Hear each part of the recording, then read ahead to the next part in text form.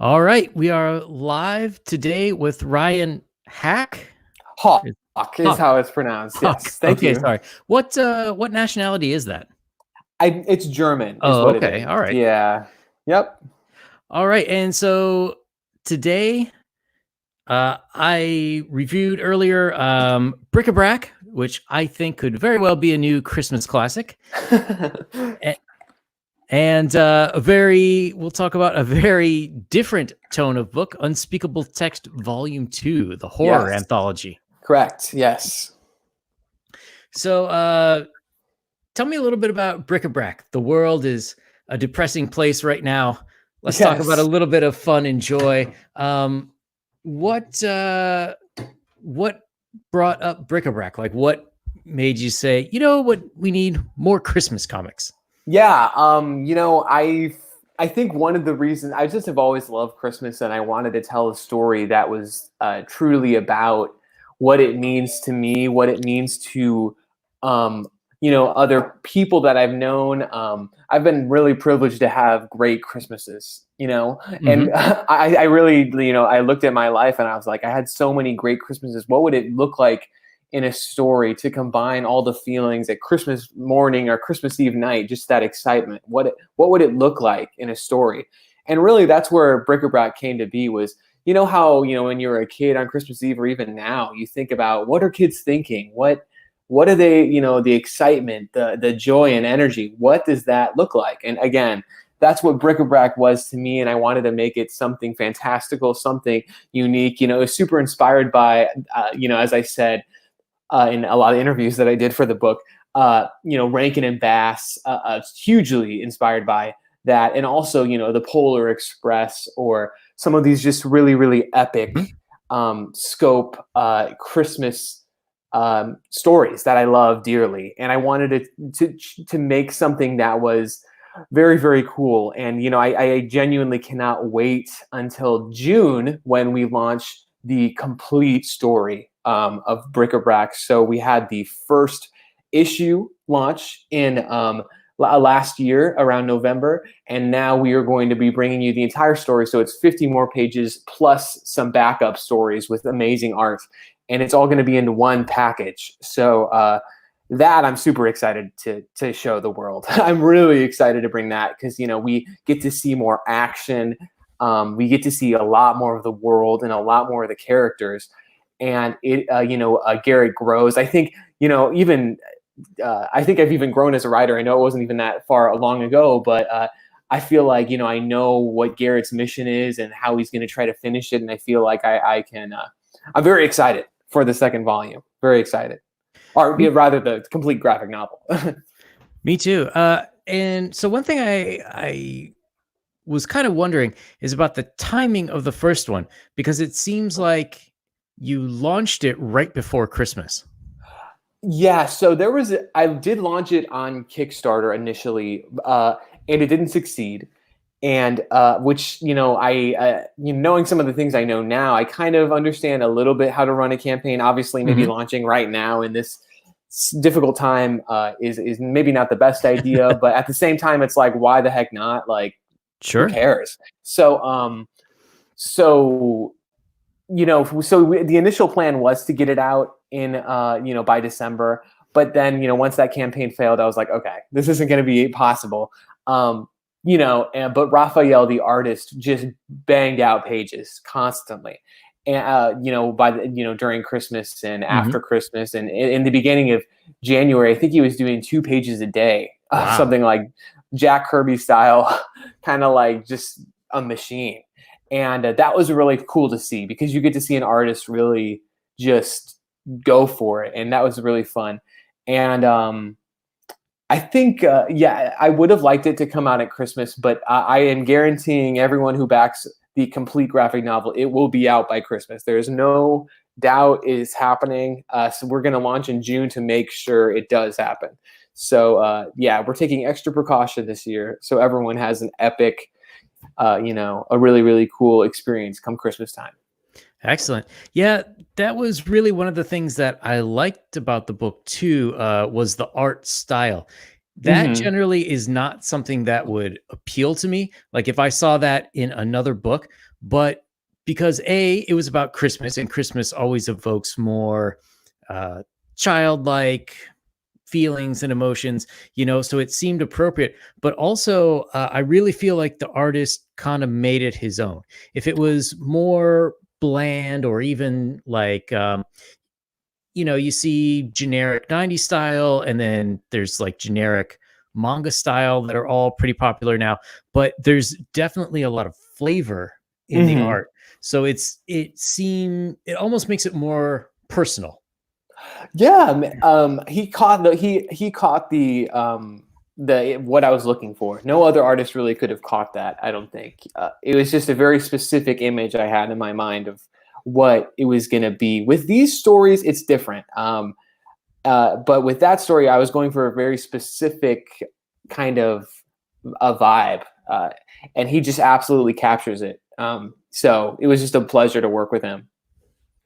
All right. And I did have one question too about the actual paper it was on.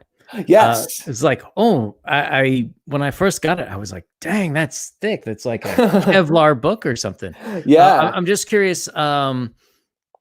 Most people will try to skimp as much on the printing process. Of course, you want something nice, but you want it as cheap as possible. And I'm just wondering what sort of led you to that quality of paper.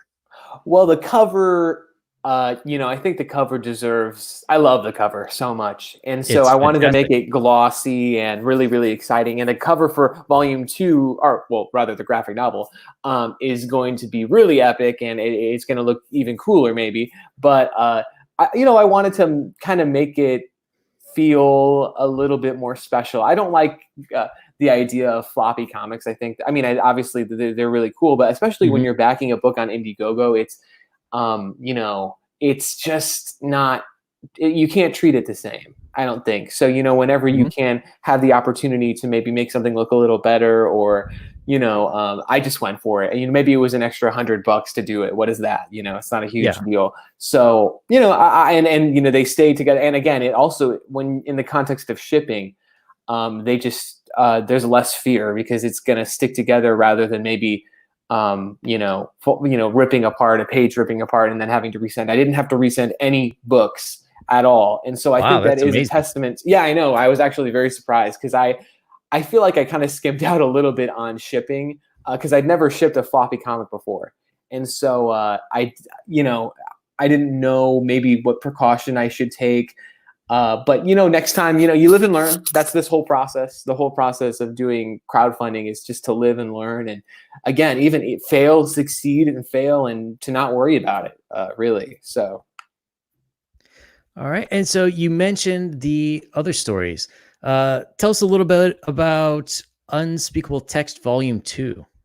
yeah, man. So Unspeakable Text is a horror comic anthology, horror suspense comic anthology that I had created. Last year, I created this series and we launched our very first volume. You can get the first volume in this, a reprinting of the first volume with extra stuff in it in this specific campaign. But yeah, it had 11 comic book stories, and they were short comics, just little horror suspense, maybe in the tone of maybe the Twilight Zone, or short little fun, maybe Creep Show. Hmm. Hmm. And so in that kind of context, but also they were in different places, different areas in the world, very unique stories, and just fun stories. Really, ultimately, is what it is. It's not necessarily horror. There's no like blood gushing everywhere or anything like that, but just unique stories. And then I just decided, how that came about was I just wrote a bunch of small little stories and sent them out to artists and said, would you like to work on this with me? Collaborate with this on this story with me. And they thankfully did. I mean, obviously it took a long time because some people, you write stories for someone and then they don't respond to you, or Right. it's a process, and it's a weeding out essentially. And by the time you get to the end, it's really awesome. And the same goes for this one. So we have 8 short comic stories, a portion of a graphic novel, and finally 5 short prose stories, all written by me, Oh. involved in this one. So this one is a little bigger scope. We're Mhm. going for more fulfilling stories that are more interconnected, as opposed to being, all over the world. They are all in North America. Oh, interesting. And so, yeah, we just kind of wanted to make some little tweaks and changes that perhaps made it feel like a whole. Because, in the first volume, you were jumping from, Central Mhm. America to Germany to Antarctica to all these different places. And so this one, every single one is in the continent. So we're trying to at least keep it to that. Yeah, you were very kind to send me the preview copy of the first one, and it Yes. really reminded me of Heavy Metal. Yes. So for anyone who hasn't checked out the classic 80s movie, Heavy Metal is, a similar idea where it's an anthology, but there's kind of a thread of an evil meteor to bring it together. But I really like the idea that in your world, it's something, would you say written by humans or conceived Yeah, by humans, or how yeah. would There are you? certain. The Unspeakable Text is like it exists in all of the anthology stories. It collects stories that are supposed to. I wanted to keep like a thread. Again, the Mhm. idea of a thread, and I think that thread would be lost if they were all written by different people. And I've read a lot of comic book anthologies that just feel uh I mean, a beautiful thing is that, yeah, you get all this different art, but I think some people are looking for a more fulfilling experience. So the idea is that the Unspeakable Text collects stories that are supposed to be hidden from the world, and there are certain scribes that assume, that write down these stories for the text, and so they Mhm. are hidden forever. So one of the scribes we get to meet is actually an American folktale, not hero, I guess, character, Ichabod Crane. So we're kind of Oh. going about this. We're going about this, kind of in North America. We're trying to Mhm. involve some of that folktale that is very rich and it exists.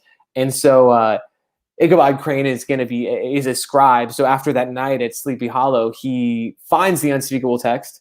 It assumes kind of control of him, and he writes for it for a very long time. And so, it's just this kind of concept of it's really an attempt to just keep all these stories in the same universe. We don't want them to feel like they're out, in some, they're all not interconnected. The point is to just make them cohesive and connected. Yeah, and I really like the idea too that, like in most of these stories, you'll have an object. Like in Heavy Metal, it was a meteor.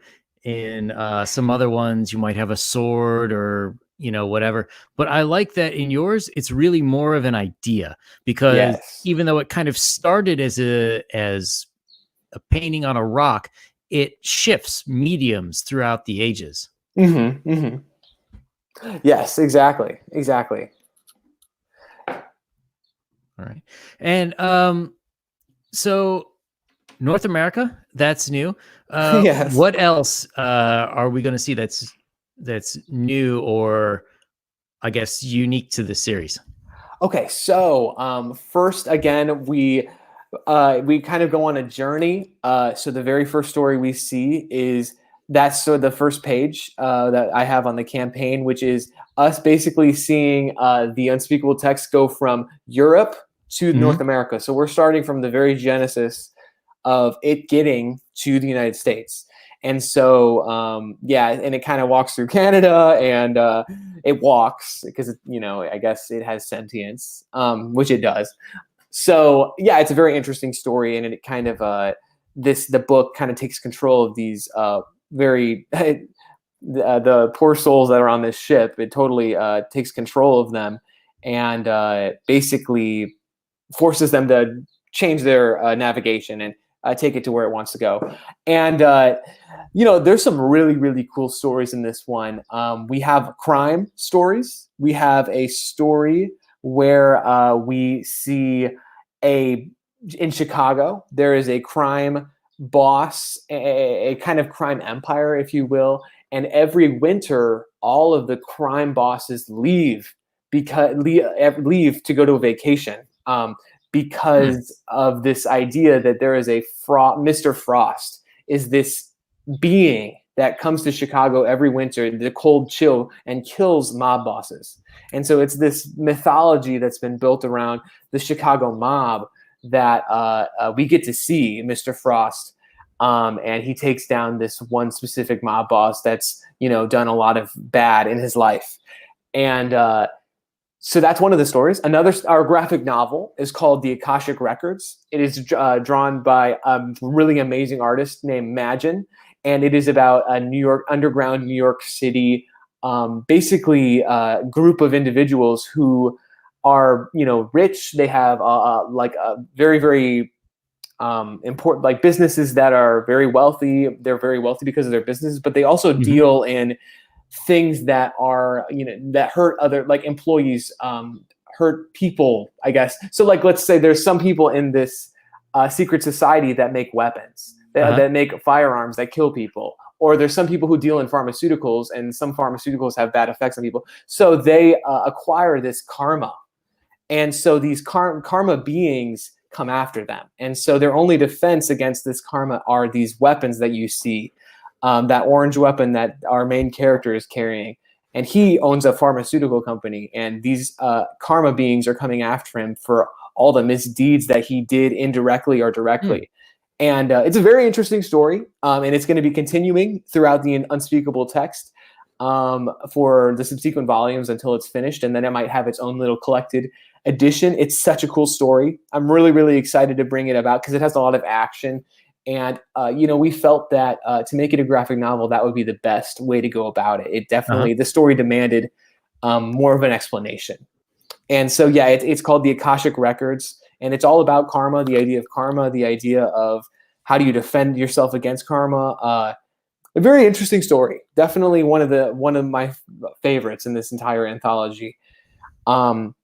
There's a lot of very interesting stories about, for example, there's this story about a guy who can't look backwards. He is basically followed by mom. Oh, Ryan, you there? You're breaking up a little bit. Sorry about that. Oh, no worries. Okay. Basically, again, it's just about the guy can't look backwards. And he is basically followed by these beings that if he looks back at them, they will basically kill him. So another interesting story.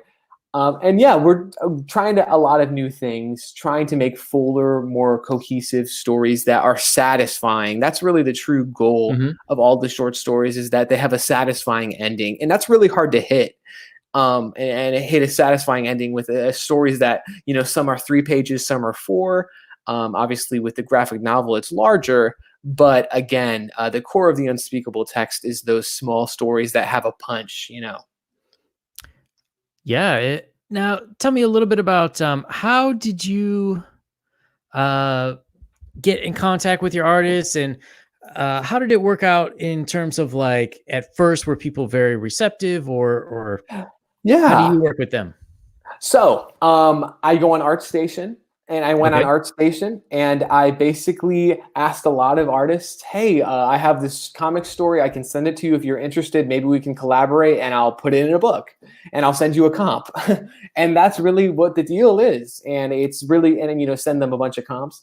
And that's really the idea, is just a fun collaboration with people. It's just, it really, like, what I love about the Unspeakable Text is that it is truly just the pure collaboration. With Bric-a-Brac, it's a little more serious because we're trying to make a book that's incredibly, it's a book. It's a true book, but, and it's a full experience.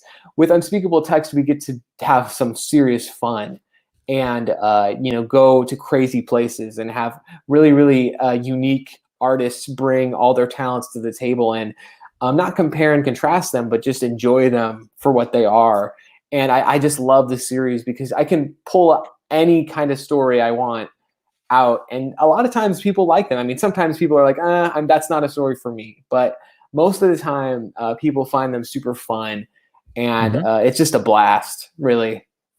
Well, it seems like, too, within an anthology, you would have an opportunity to attract more people if you have enough stories in there because, well, I don't like this one, but then there's the next one a couple pages down. Yes, exactly. That's a huge thing. 100%. Not every story is going to hit. It's just facts. It's just a fact of life. Not every story is going to resonate with everyone. That would be impossible.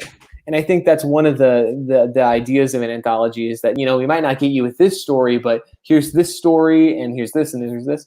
And so, the attempt is not to make perfect stories. It's we're trying to make the best stories we can, but we're trying to entertain and really have fun, unique concepts that maybe they don't all work. There's a concept in this book that I've been working on as a short story, as a screenplay, as a short film for a long time, and finally I put it in comic book form. And it's this story about basically this teacher who talks to math problems, right? And he, his students are having this issue with this math problem that it's irregular, it doesn't work, it shouldn't work. But the teacher is compelled to write a narrative for these characters in the math problem and try to figure out what their life is like. And I love the story. It's such a great story to me.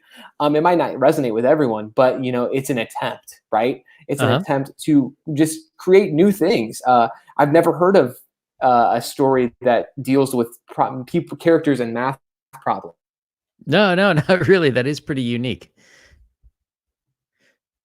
So, when you're writing these, do you have any sort of system, or is it just sort of like whatever comes to you on that day, you're gonna start writing, or how do you decide what makes it in?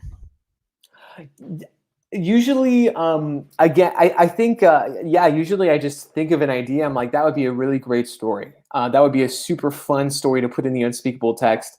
And I usually write it. If it doesn't work, we kind of disregard it. But if it does work, you kind of know there's something there. And then you give it to an artist and they say, well, maybe you can improve it in this part. And I would really... Oh, sorry, man, you're going out again. At least. Oh, there you are. Yep. I don't know what's up with that. Maybe it's my mic. I'm not sure. Maybe I need to put my mic closer to me. I don't know. It sounds like the internet's getting laggy or something. Huh. Okay. Well, but like I said, it's just kind of a process of, weeding out stories that maybe wouldn't work in a visual context. You want to make stories that look interesting. I think that's the key point, is to make, you don't want a story where people are just in business suits around a table talking to each other.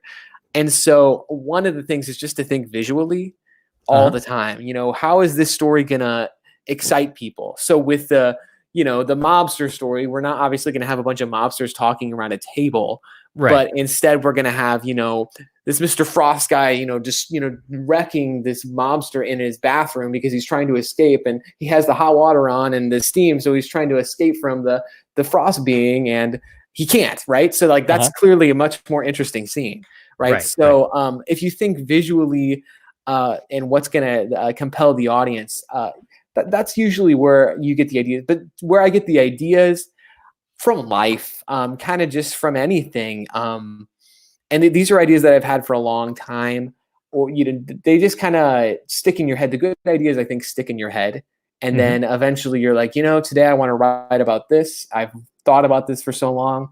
And it kind of just comes into being. It's one of the wonders of this Unspeakable Text for me. It's why it's so fun for me, is because it's just such a organic creative process. I feel like the stories just kind of come. They just kind of come into being, which is really cool. Because with Bric-a-Brac, you have to try really. I was trying very hard to create a really, really fun and story.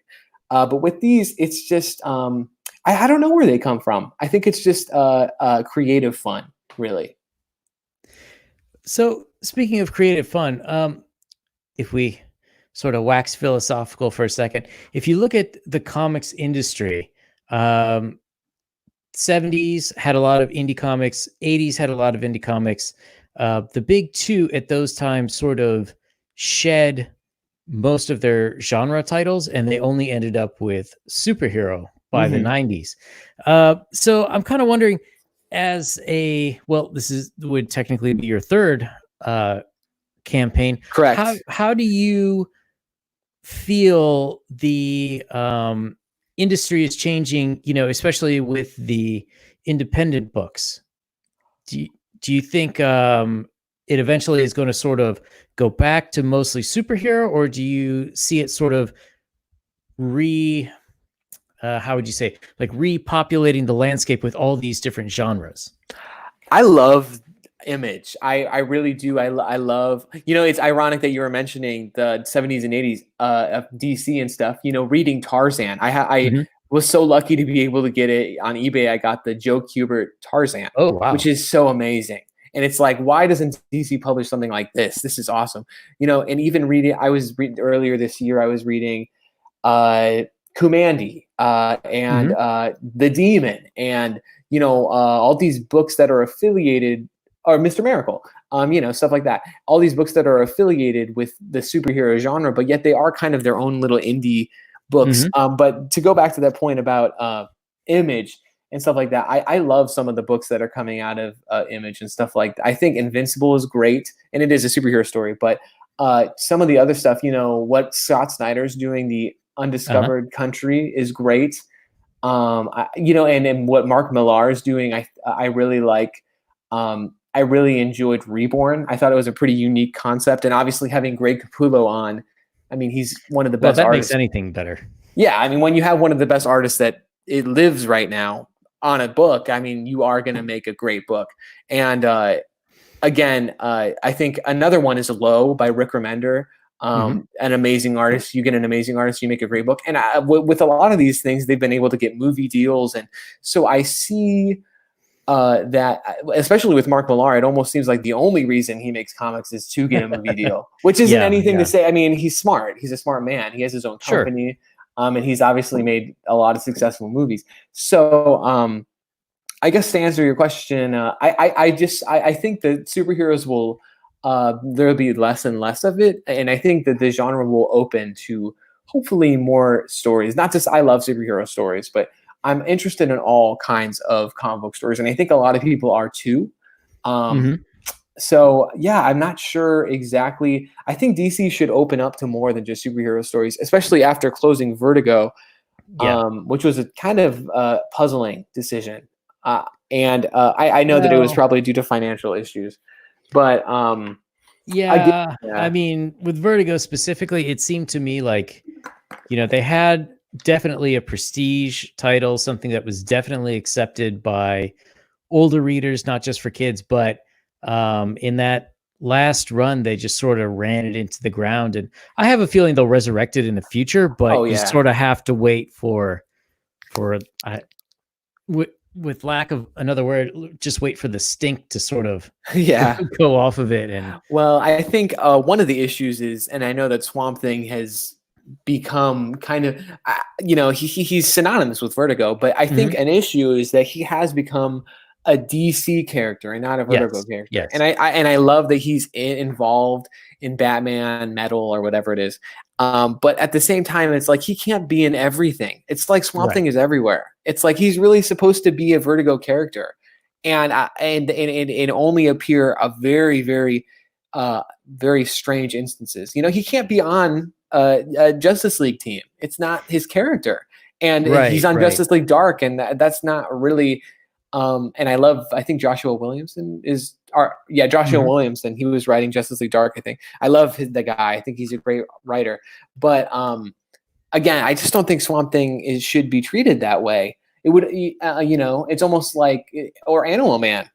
These are characters that built Yeah. Vertigo, and yet now they're of the DC lineage, and that's just not really their true goal. And I think obviously Fables was massively successful, and that's a Vertigo title. Mhm. And why is also a huge one. Why the Last Man. But those characters would never go into the DC universe, so I am puzzled a little bit. But why Swamp Thing would be involved?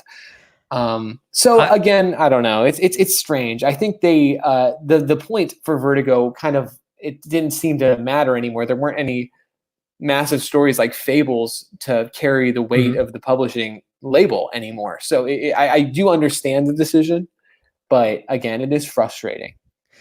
Yeah, I don't know. I think the big two sort of worked themselves into a corner just in terms of when they got rid of everything else and they went all superhero.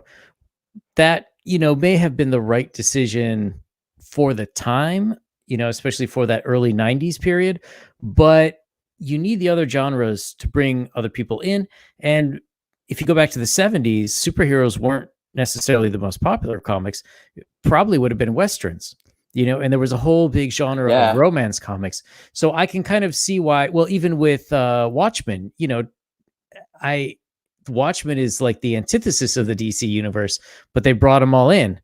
It Right. to me it doesn't really work, but I can understand why they're kind of saying like, okay, we have these non superhero things, and we know that the superhero genre is in decline, so let's just throw all these people in and see what sticks.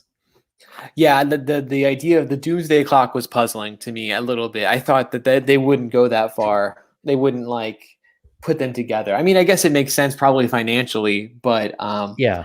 I was shocked that Jeff Jones would do that, I guess you could say. A little bit. And it took so long too, but at least they had Gary Frank on it. I think that Gary Frank is probably the best artist living right now. So it's kind Wow, of, I praise. yeah, okay, one of the best. Okay, maybe the top five. But I mean, come on, the guy's art is It, absolutely phenomenal. I mean, it's oh, absolutely. unprecedented.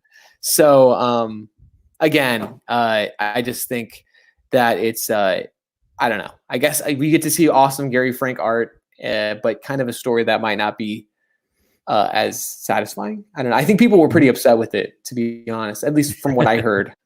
Well, I don't know. I think the big two are kind of floundering these days, and they're Mm-hmm. just trying to grab whatever sort of life raft they can. Yeah. And it's going to be really interesting to see what happens, depending on how long this virus thing lasts. Yeah, it What, will be. and it kind of makes me wonder, will they lose a lot more people who are buying just out of habit, who will now be like, oh, well, I really didn't miss that book. Yeah, I do, and it's funny they just launched that huge Star Wars initiative. Marvel did, Yeah. right? So it does seem like they are interested in still keeping the publishing winning, which makes sense because they Hmm. can maybe with Star Wars and probably their superheroes too.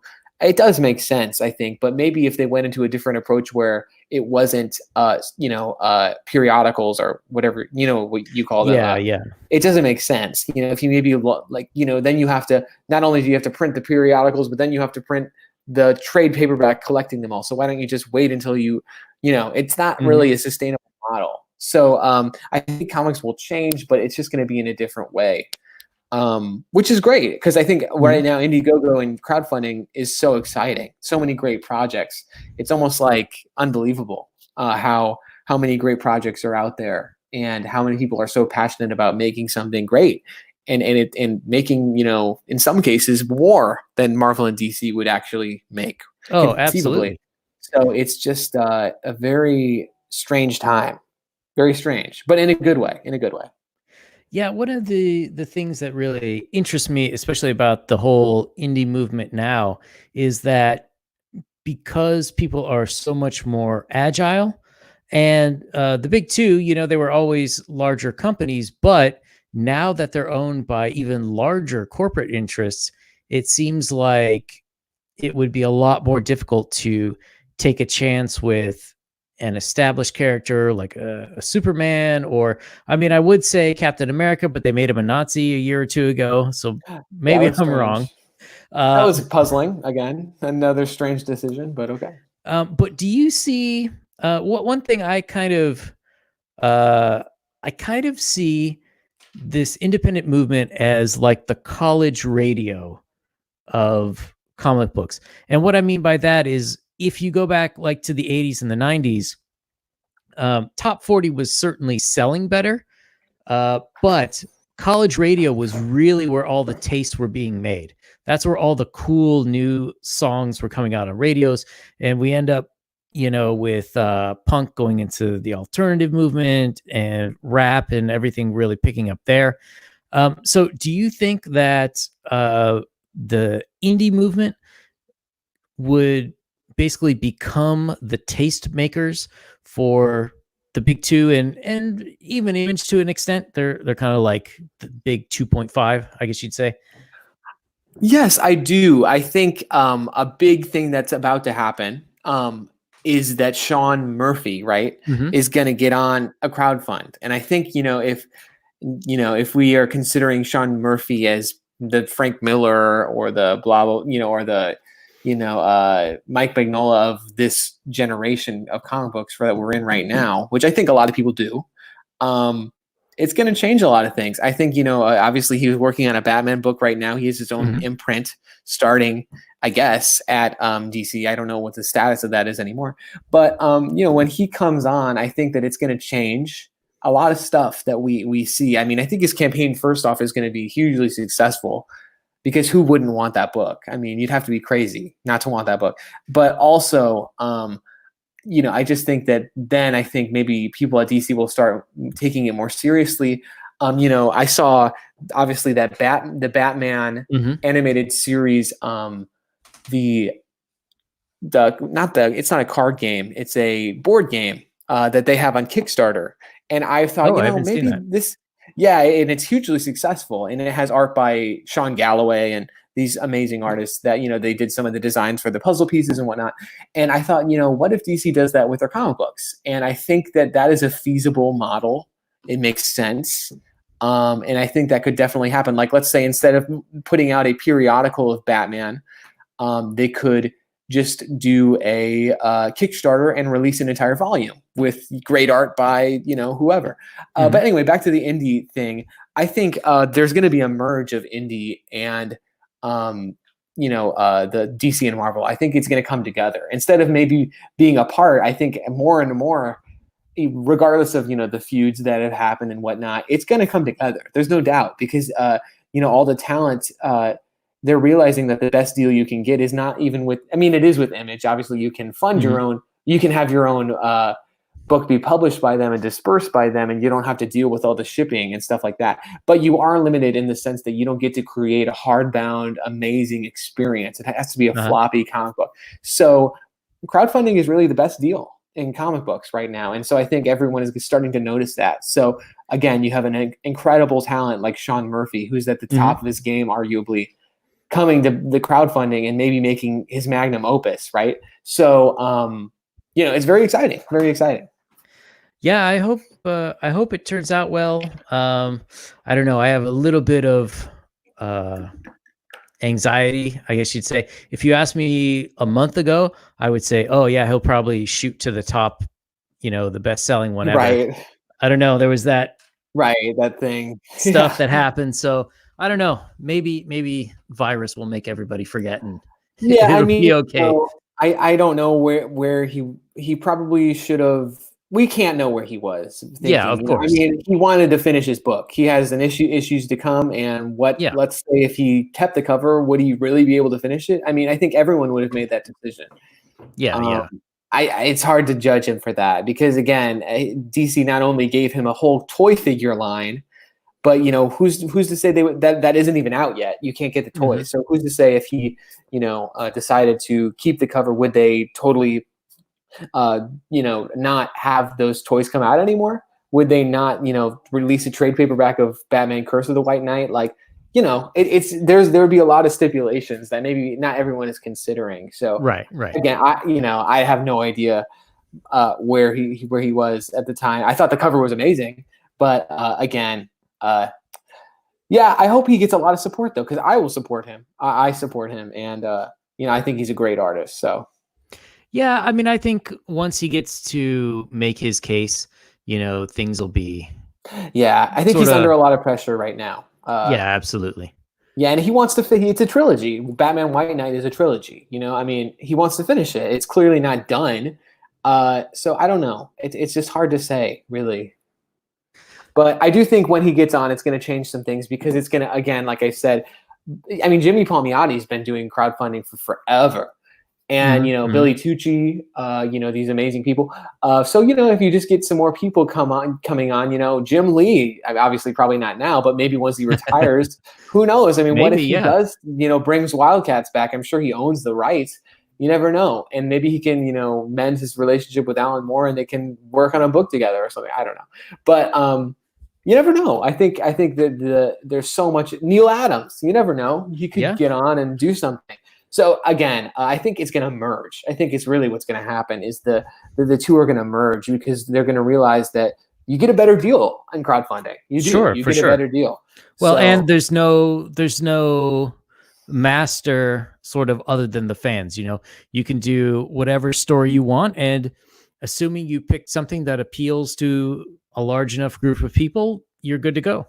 Yeah, exactly. Yeah. Maybe a horror comic anthology doesn't appeal to all people, but again, it's just something creatively fun. But yeah, I think that a lot of people, there's people, and also another great thing that they have is they already have a history with it. These people, the people have already bought their books. They have, I guess you could say they just have a history. What's the word? You know what I mean?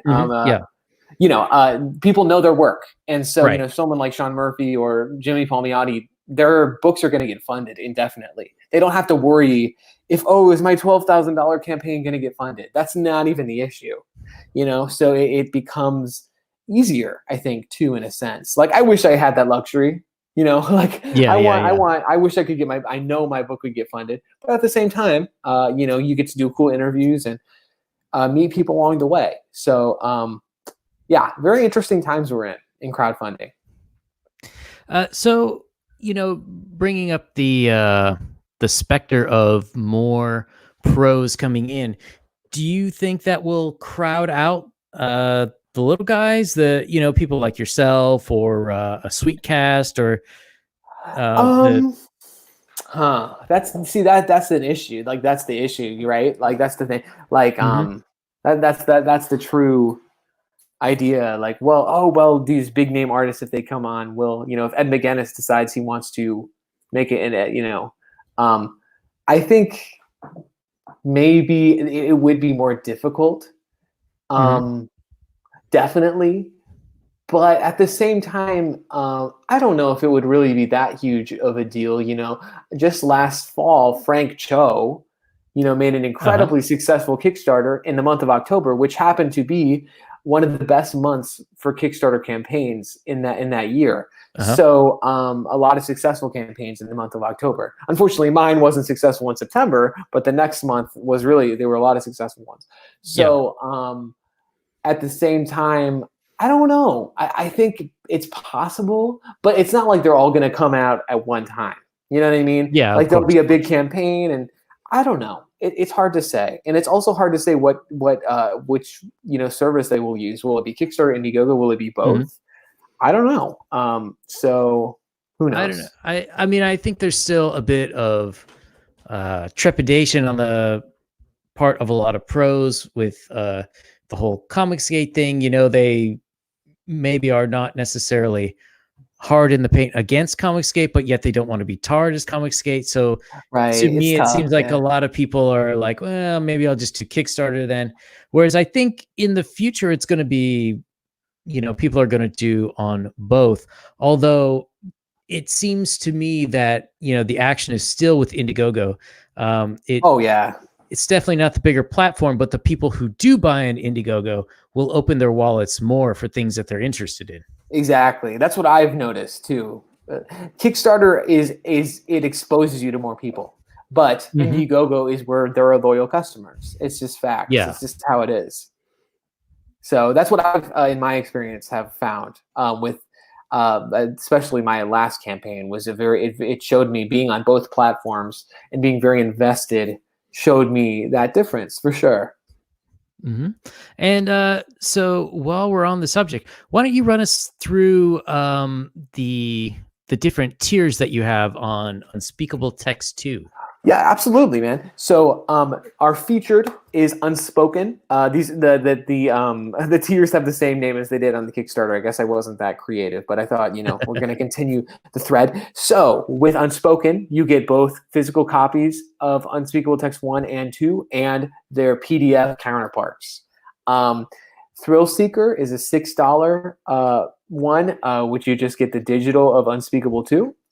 digital duo. Again, pretty simplistic. We went really simple, bare bones with these.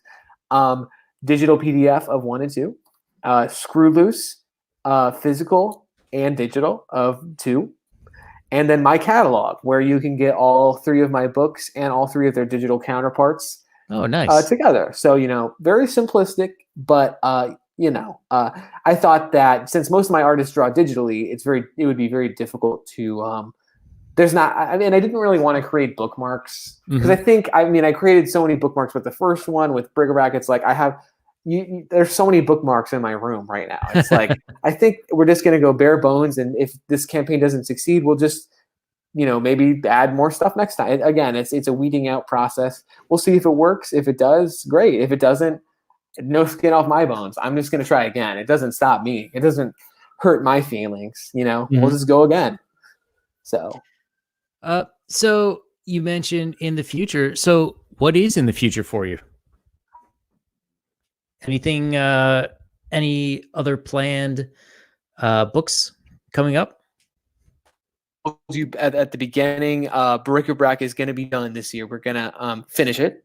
It's going to be finished. And then after that, I think I will start a brand new series or something like that. Oh, a brand nice. new, probably a complete graphic novel or something. I think as I go forward, I start to realize it's really the kind of work I would want to make is just a full graphic novel, one and done. So I don't have to worry about doing one. Oh, sorry, you're breaking up there again.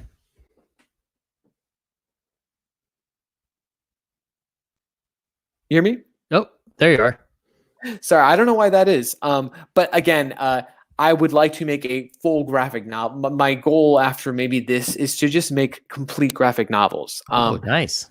Full experiences, from beginning to end. I really enjoy that model. I get that it's not as feasible. It's very difficult to fund a big graphic novel, but if you just keep coming back and keep trying to make relationships with people and make good books and quality books, I think I will be able to fund them. That's my true goal. I don't like leaving things undone, which is why Unspeakable Text is so satisfying. Now, we do have a graphic novel that's going to be finished in the next volumes, but the other stories are one and done. I mean, there's no ifs, ands, or buts. It's just that's the story. It has a beginning and an end. And so that's very satisfying. So I would like to do that with larger stories. Yeah, what you say about the graphic novel is kind of interesting to me. And I wonder if the industry is sort of going to flop where we're almost more European style, where, creators will do like one larger work or one graphic novel a year. And then maybe some company will pick it up to print the 22-page floppies. Yeah, that sounds feasible. Absolutely. I absolutely. I mean, I think the European style is a great style, and it seems to work for them. At least to my knowledge, at least from what I've heard, it does work. I mean, you can make a living off of doing that kind of stuff. Yeah, I love comic books, but it is a hobby. Like my real interest is writing cartoons or prose, but it is a hobby, and so it's a fun hobby, but it is a hobby. So again, I think that we will go towards a more European style. I think that's the only way, because I think the periodical, it just doesn't work. We're running out of places to sell them, and that's a huge issue. Yeah, that's sort of what I see as the largest problem. Yes, exactly. Yep. Oh, I think you're cutting out there again. Sure why that's happening, man. I'm sorry. Oh, no worries. Yeah, Brian Christgau, if that's how you pronounce it, from Six Gun Gorilla. Yes. He's sort of been a little bit frustrated recently because everyone, they loved the first Six Gun Gorilla Indiegogo, which I think had 5 issues together, and everyone's like, I know he's got an Indiegogo now, and a lot of people have said, oh, well, I'm going to skip this and wait for the next graphic novel. Yes. So I think that's a testament to how people really enjoy complete stories. especially when they're Yeah. putting in so much money for like for an Indiegogo.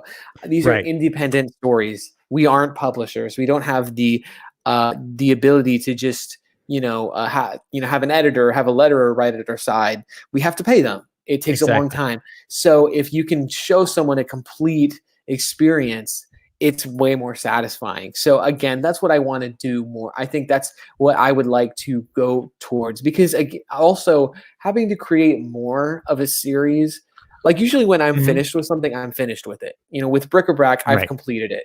I would have liked to have the entire graphic novel just come out at once, but no one knew who I was. Right. Right. And so it's very difficult to do something like that. And so the way I did it, I am happy about, because now I can just add the 25 pages from the first volume plus 50 more pages and the backup stories. And there it is. It's a complete graphic novel. And if I succeed, great. I hope I will. But again, yeah, it's just all about, it's basically just an endurance race. But yeah, I love to make more graphic novels, complete experiences. I think ultimately that's more satisfying for people in buying something that you have to spend, $15 on shipping. Right. It's just a lot. It's a lot of money. Yeah, I kind of wonder too. You have what I call the Malin coefficient. John Malin was the one to come up with this sort of sweet point, the pricing point of $25 for a comic, and the comic was somewhere between 48 and 60 pages. But I kind of wonder if people are willing to pay more than 25, but for a much larger book. Like, let's say you were going to get 120 pages instead of 60, would people be willing to pay 35 or $40? And to me, it seems reasonable, that, assuming they know who you are. I think it would be a tough sell, unless you were going to give away a lot of free copies or something, if you were an unknown going straight to a graphic novel. Yeah, no, it would be impossible. I mean, not impossible, but it just would be very, very difficult to do that, for sure. Yeah, to get funded and stuff like that. I mean, maybe if you tried again and again and again and again, but yeah, it would be very difficult, I think. So that's why the approach of just the single issues is a lot more feasible. Yeah. But then again, the Unspeakable Text one was 75 pages, and it was my first thing I ever did, and we succeeded. But it was all in black and white, so it was obviously a lot cheaper. Right. This book has some colored stories, so Oh, interesting. the graphic novel is colored, and then one of the short stories is colored. So yeah, so it's a little different, a little more expensive, and we're also reprinting the first volume and adding some extra stuff in it. So it does get more expensive the more. And another, just to also speak to this idea of having a one and done, it's very difficult to, if you have, let's say, 5 issues of a series, it's very difficult Hmm. to reprint all of those and then send them to people who want to get, leg up on the series and how far you've gone. So if you can collect them all in one go, I mean, Right. it's just so much easier, and that's, again, what I truly would desire to do. It's just have it all there, have it all completed, Hmm. and, something like that. All right. Well, do you have any final thoughts to leave Not people much, with? man. I just really appreciate you having me on. Oh, of course, happy to talk to you. Yeah, man, and I really appreciate you reviewing my books. Hope I can have this the honor again, and I really subscribe to your channel, and I Oh, really thank you. appreciate it. So thank you so much. All right. Well, everyone, Unspeakable Text Volume 2, and you could also buy Unspeakable Text Volume 1. And if you go for the Ryan's catalog, also pick up Bric-a-Brac. I highly recommend it. And also keep an eye out for the next version of Bric-a-Brac. Yes, absolutely. All right. So thanks for stopping by, everyone. If you like what you see, leave a message down below, give a thumbs up, and we'll see you back soon.